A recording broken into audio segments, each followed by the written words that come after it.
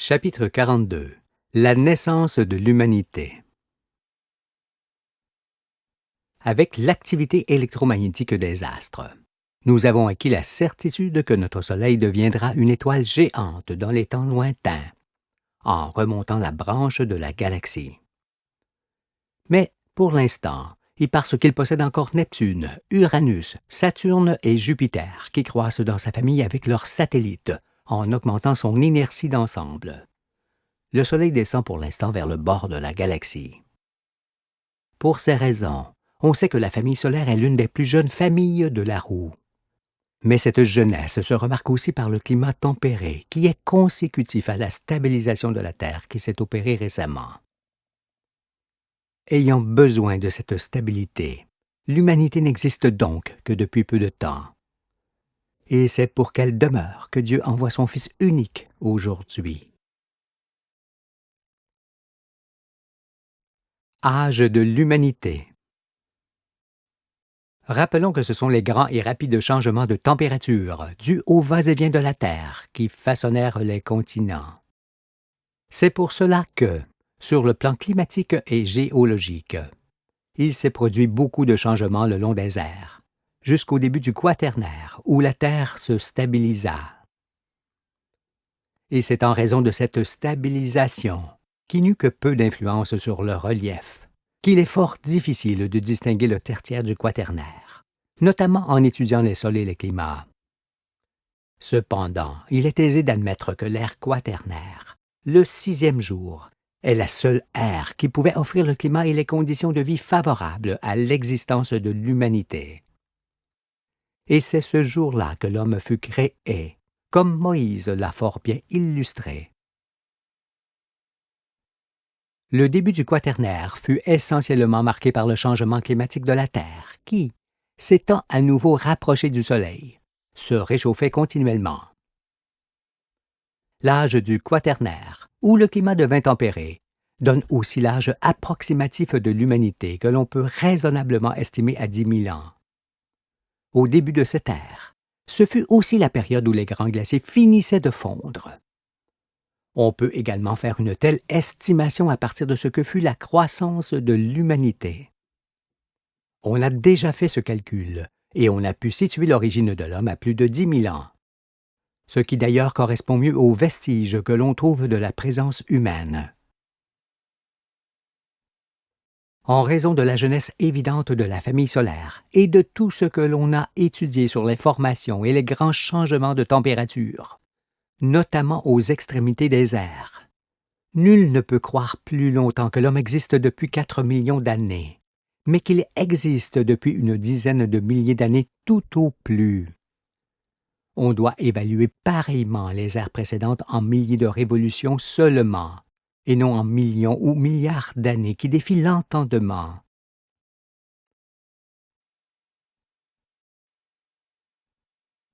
Les 4 couleurs de l'humanité. Pour comprendre le monde et connaître sa destinée, il faut nécessairement avoir à l'esprit que l'homme est dans son enfance sur cette planète, qui est elle-même en bas de la grande spirale et dans les débuts de son existence. Et, avec l'aide du serpent, il faut imaginer ce que fut la continuelle amélioration des conditions de vie qui permirent la création de l'humanité dans ces 4 couleurs auxquelles se rattachent tous les peuples. Ces différentes et précieuses couleurs de l'homme sont consécutives, elles aussi, au réchauffement progressif de la Terre qui se fit à l'approche du Soleil. Voici comment. On observe ici la Terre à la sortie du tertiaire, en fin du mouvement de va-et-vient qui la fit entrer dans le Quaternaire où elle se stabilisa. Bien que déjà réchauffée et couverte d'un très grand nombre d'espèces animales, elle se rapprocha encore un peu du Soleil, en resserrant progressivement ses orbites, qui l'amenèrent doucement dans la région du ciel où nous nous trouvons aujourd'hui. Ce qui permit évidemment à la région équatoriale de se tempérer en premier. Puis, au fur et à mesure de son avancement, cette douce température s'étendit sous toutes les latitudes. Ainsi, il s'avère que les conditions de vie nécessaires à l'existence humaine apparurent en premier à l'équateur, sous les tropiques, et se répartirent ensuite sur l'ensemble du globe, qui se réchauffait lentement. Il est alors manifeste que ce sont les hommes très noirs qui furent créés les premiers dans les régions équatoriales, 1. Puis un peu plus tard, et plus loin de l'équateur, 2. Vers les hommes moins noirs et plutôt bruns de peau. Plus tard encore, et toujours plus loin, 3. Ce sont les hommes jaunes qui arrivèrent sur Terre. Et en dernier, 4. Ce sont les hommes blancs qui naquirent en terminant la création. Ce sont là les 4 générations qui apparurent l'une à la suite de l'autre et sans discontinuer sur la face de la terre. En vérité, lorsqu'au 6e jour le jardin fut achevé et rempli d'animaux de toutes les espèces, Dieu créa l'humanité dans un même mouvement et dans une seule couleur dégressive, passant par ces 4 nuances. L'humanité est ainsi comme un seul fil teint pour le premier quart en noir, pour le deuxième quart en brun, pour le troisième quart en jaune et pour le 4e quart en blanc. Il s'agit des 4 colonnes du temple de Dieu, des 4 couleurs dégressives et distinctes de l'humanité qui se subdivisent en races, en peuples, en tribus, en familles, en couples et enfants. Si l'on considère qu'en raison du déplacement de la Terre et de l'apparition du climat favorable à l'existence humaine, 1000 années environ furent nécessaires pour former les peuples d'une couleur. 4000 années furent alors utilisées pour former l'humanité entière. Les premiers hommes noirs ont été probablement créés il y a environ 10 000 ans, et les derniers hommes blancs il y a environ 6 000 ans. 4000 ans auraient été indispensables pour former tous les peuples sous le soleil, et 6000 ans de plus pour qu'ils se multiplient chacun dans sa couleur et remplissent la terre entière. Bien qu'approximatives et incertaines, ces durées sont cependant vraisemblables et fort proches de ce que fut le passé historique de l'humanité. Nous sommes maintenant au terme des 6 jours, là même où le monde est conduit dans toute la vérité par le Fils de l'homme. Et nous entrons dans le 7e jour, qui est le commencement du règne de Dieu, comme cela est exprimé dans la Genèse.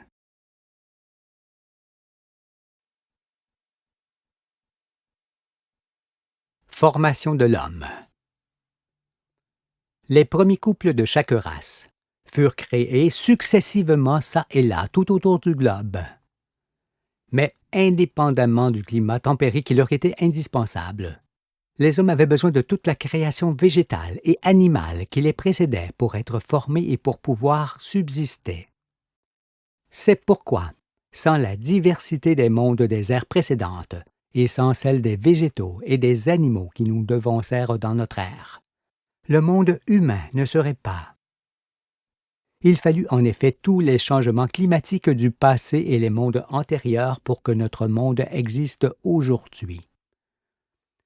Ce qui signifie, encore une fois, que les êtres vivants d'une ère ne pouvaient être ceux d'une autre ère, où les éléments ne correspondaient plus à ce qu'ils étaient. Il s'avère alors qu'aucune créature ne peut être la bonne et juste réponse des conditions de vie différentes de celles qui sont à l'origine de sa couleur et de sa race.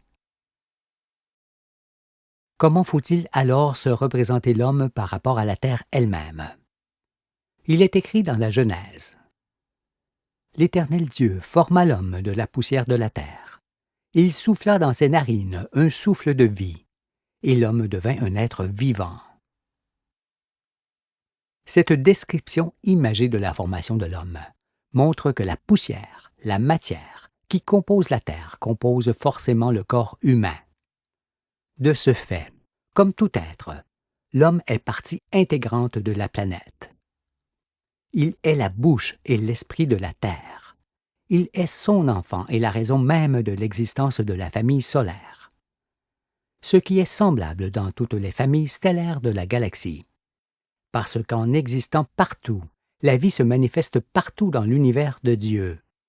Cessez alors de chercher son origine ici-bas, car le souffle de vie provient d'en haut et non d'en bas. Étant le dernier-né, l'homme a forcément bénéficié de tout ce qui l'a précédé. Et si on ne peut savoir exactement comment Dieu l'a créé, On peut néanmoins saisir qu'il continue d'exister par les mêmes ingrédients nécessaires à sa création.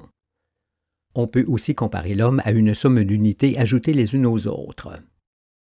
Lorsqu'on compose un nombre, on ajoute unité à unité. En ce sens, 1000 c'est 1000 fois 1, et ainsi de suite pour tous les nombres qui ne peuvent exprimer qu'une quantité d'unités. On remarque alors qu'en ajoutant une unité de plus à une certaine quantité, on peut faire basculer cette quantité déjà formée dans une autre catégorie, comme une marche de plus fait changer d'étage. En raison de cela, et bien que peu de choses diffèrent corporellement l'homme du singe, apparu juste avant lui, il ne faut pas en conclure qu'il fut un singe qui s'est transformé dans le temps. Mais l'on dira, puisqu'une unité de plus peut faire changer de catégorie ou d'étage, pourquoi l'enrichissement du milieu naturel et ambiant, provenant du travail de la terre, n'aurait-il pu augmenter quelque peu le chromosome des petits singes qui allaient se développer dans les entrailles de leur mère? Les singes n'auraient-ils pu ainsi donner naissance aux premiers hommes des forêts, dont les ancêtres seraient au commencement de l'humanité? Ne serait-il pas alors probable qu'après la formation des singes, ce fut la formation des hommes noirs qui engendrèrent progressivement des hommes moins foncés et bruns, qui, à leur tour, engendrèrent des hommes jaunes de la même manière, et ces derniers des blancs, le tout durant une période de 4000 ans. Sachons tous, sur ce sujet, qu'il est plus aisé d'envisager la naissance originelle de l'homme et de la femme dans un seul ensemble, à partir du sein même de la terre. Toutefois, que les hommes aient été créés de telle ou de telle manière, vite ou moins vite, cela ne doit pas faire partie de nos préoccupations essentielles, parce que nous sommes ici dans des domaines difficiles d'accès pour la créature, et où Dieu ne nous demande point d'aller. Tâchons plutôt de voir que chaque création avait son originalité et qu'elle s'écartait de la précédente, car c'est ainsi que s'est faite la diversité des espèces le long des airs et à partir de l'eau. En vérité, l'essentiel est que l'on prenne conscience de la réelle jeunesse de l'homme, et que celui-ci est fils de l'univers avant d'être fils de la terre, et qu'il n'a jamais été une bête, ni différent de ce que l'on connaît de lui aujourd'hui. Sa taille, sa morphologie, son allure, son intelligence et ses aptitudes n'ont jamais changé. Seules ses connaissances ont augmenté par les expériences qu'il a acquises. Né bipède, au-dessus de tous et dans la perfection des formes, l'homme restera éternellement ainsi pour se différencier du monde animal sur lequel il domine. Pour celui qui est saint d'esprit, il est aisé de se représenter la création dans son ensemble, commençant forcément par l'être le plus simple et se terminant par l'être le plus complexe, ce dernier étant l'homme, le représentant et le temple de la divinité. Le but du livre de vie est de montrer cela, c'est-à-dire qui est l'homme, d'où il vient, où il va et comment il doit vivre pour ne rien détruire. Au-delà des astres desquels nous descendons, le principe d'existence peut aussi nous montrer ce qu'est l'homme par rapport à l'animal. Comment? Tout d'abord, nous savons que ce principe qui s'entend par intégration-désintégration ou par apport-dépense peut également s'entendre par émission-réception de toute force créative. Dans mon langage, recevoir, c'est tout ce qui entre en soi, et émettre, c'est tout ce qui sort de soi. Tout ce que nous recevons de l'univers entre en nous pour nous faire exister et subsister. De ce fait, on comprend que les premiers organismes n'avaient pas encore besoin d'émettre pour vivre. Il leur suffisait de recevoir pour exister. Ainsi, les premiers organismes vivants n'existaient que par création directe, et non par procréation. Ce n'est qu'au fur et à mesure que les conditions de vie augmentaient, s'enrichissaient et se compliquaient en quelque sorte, que les créatures avaient davantage recours à l'intelligence et à la procréation pour demeurer, ce qui signifie à émettre. Cette évolution-là se fit d'espèce en espèce et de monde en monde, jusqu'à l'apparition de l'homme qui domine tout par ses formidables capacités. Et c'est son grand esprit qui lui permet aujourd'hui de saisir les profondeurs du ciel. Alors que, pour l'animal, l'univers se limite au milieu dans lequel il vit. Il voit le soleil, la terre, les éléments et les êtres tout comme les hommes. Mais, pour lui, le monde se limite à ce qui l'entoure. Son intelligence demeure alors restreinte.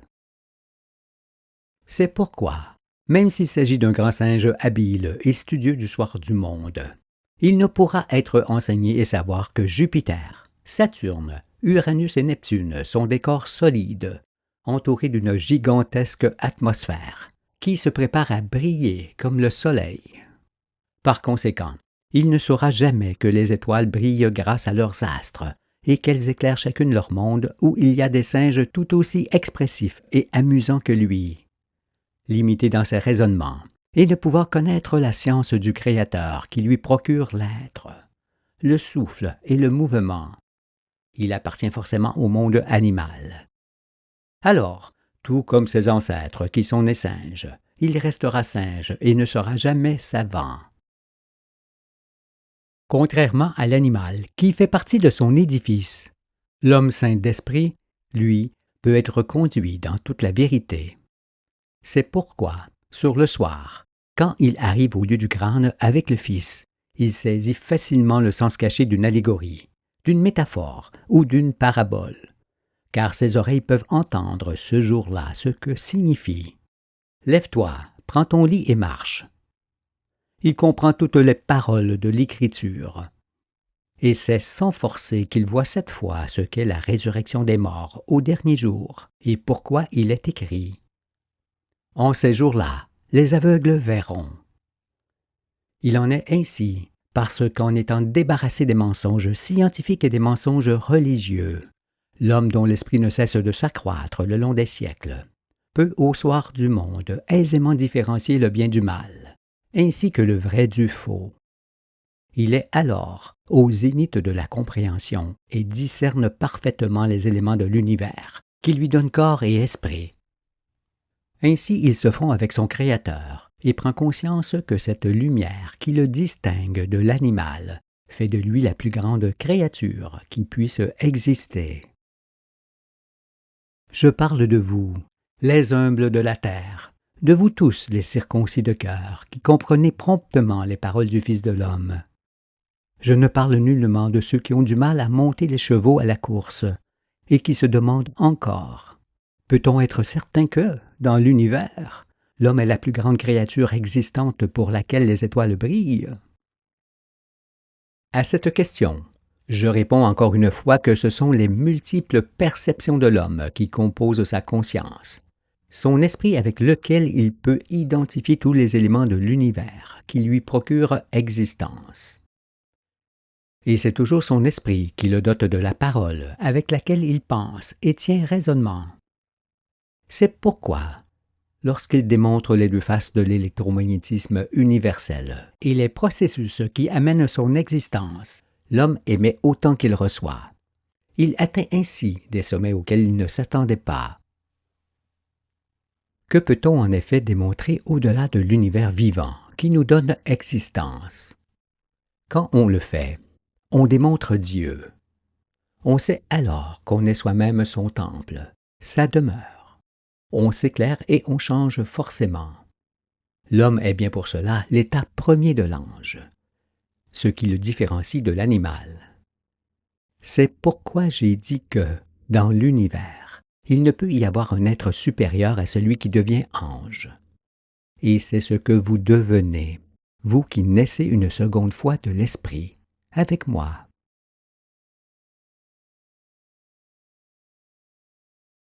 L'homme et son milieu. On ne peut savoir ce qu'est l'homme à partir de ce que l'on observe de lui, ou de ce qu'il fait, ai-je déjà dit. Pour comprendre ce qu'il est, rappelons qu'il faut d'abord exclure le fait que les êtres aient pu passer d'une ère à l'autre, car le serpent nous en montre l'impossibilité, sauf peut-être pour quelques organismes simples apparus sur les dorsales chaudes du fond des bassins. Il faut également penser qu'étant dernier-né, L'homme n'est pas une espèce comme les autres, mais le tout, car une espèce ne s'entend que si elle est suivie d'une autre. Ce qui ne peut être le cas pour l'homme qui, créé en dernier, a bénéficié de tout ce qui existait pour être le temple où Dieu habite. Seul l'homme comprend l'univers, et quand il y parvient, comme vous le faites aujourd'hui, il ne peut s'identifier qu'à la divinité. Il convient également de se souvenir qu'en étant toujours la somme des éléments qui la précèdent et qui lui donnent forme et aptitude, une espèce est forcément partie intégrante de l'espèce suivante, qui est alors plus complexe qu'elle. Pour graver en soi ce phénomène d'héritage, pensons que l'espèce dernièrement créée porte en elle, disons, les couleurs, les gènes de toutes les espèces qui l'ont précédée. Ainsi, la création apparaît comme un seul organisme vivant, au sein duquel une seule espèce manquante est une véritable mutilation et un malheur pour toujours. Lorsqu'ils parlent des préhominiens, les grands scientifiques évoquent des quadrupèdes qui se transformaient et se redressaient dans le temps, pour devenir progressivement des singes bipèdes, glabres, à face humaine. Ils évoquent ainsi des êtres singuliers qui, dans un espace de temps, n'étaient plus des bêtes et pas encore des hommes. Sachant que vous êtes fort nombreux à les croire, je vous redemande, une espèce qui aurait perdu progressivement ses dispositions animales pour vivre, et qui n'aurait pas encore acquis celles des hommes pour le faire, que serait-elle donc devenue entre-temps pour subsister pendant les millions d'années nécessaires à son évolution? Par ailleurs, si l'évolution des espèces était réelle, pourquoi alors y aurait-il eu extinction des espèces des ères antérieures? N'aurait-elle pas pu durer jusqu'à nos jours, en se transformant par adaptation? Cette fameuse évolution, qui serait une intelligence illimitée, semble-t-il, aurait été en mesure de transformer les espèces vivantes au cours des temps et n'aurait pu cependant empêcher le vieillissement des espèces et celui des individus? N'aurait-elle pu mettre un terme à la mort? Est-ce en raison de cette incapacité, qui fait tache sur l'étendue de ces énormes possibilités, que l'évolution aurait entrepris d'élaborer ce formidable système de procréation au sein des êtres? Si c'est encore ce que vous croyez, alors dites-moi, comment se fait-il qu'en ne pouvant empêcher la disparition des espèces, elle aurait pu malgré tout imaginer de telles perfections dans la procréation? Faut-il aussi entendre que cette évolution serait une entité ayant un but? Qu'en est-il exactement dans vos esprits? L'étude des airs montre dans la certitude que les plantes, les insectes et les animaux ne furent jamais autres que ce qu'ils furent ou sont dans leur genre. Certes, il y eut des espèces différentes de celles de nos jours qui disparurent pour les raisons que nous avons vues, mais aucune ne s'est transformée. Et les plus récentes, qui apparurent au début du Quaternaire ou avant, furent formées telles que nous les connaissons. Il en fut de même pour les hommes qui, comme les végétaux et les animaux, apparurent à leur tour et tels qu'ils sont sur les continents où existait leur élément de vie. Toute la deuxième partie du livre en est la preuve formelle. Excluez donc l'évolution des espèces prônée par les scientifiques, car ce sont eux qui évoluent dans l'inconscience. Et abstenez-vous de croire que tout ce qui a des plumes est destiné à voler, car les autruches ou les pingouins ne furent nullement créés pour se déplacer dans les airs, mais sur terre pour les autruches et dans l'eau pour les pingouins. Ceci parce que les plumes ne sont pas nécessairement destinées à faire voler des créatures. Elles peuvent aussi servir à accumuler et à réguler la force électromagnétique, à faire de l'ombre, à isoler de la chaleur ou du froid, ou encore à alléger ou alourdir un être dans l'eau où il se meut. Pour les mêmes raisons de diversité, on trouve également des mammifères marins et des mammifères volants, tels les dauphins ou les chauves-souris, qui n'ont pas été conçus pour vivre sur le sol. Parce qu'ils sont toujours créés en fonction des conditions de vie données, les êtres qui vivent dans les abysses ou sur les montagnes restent tout naturellement dans le milieu où ils ont été créés et avec lequel ils font un. Ne venant pas d'ailleurs, leur élément de vie ne se trouve pas ailleurs que là où ils vivent.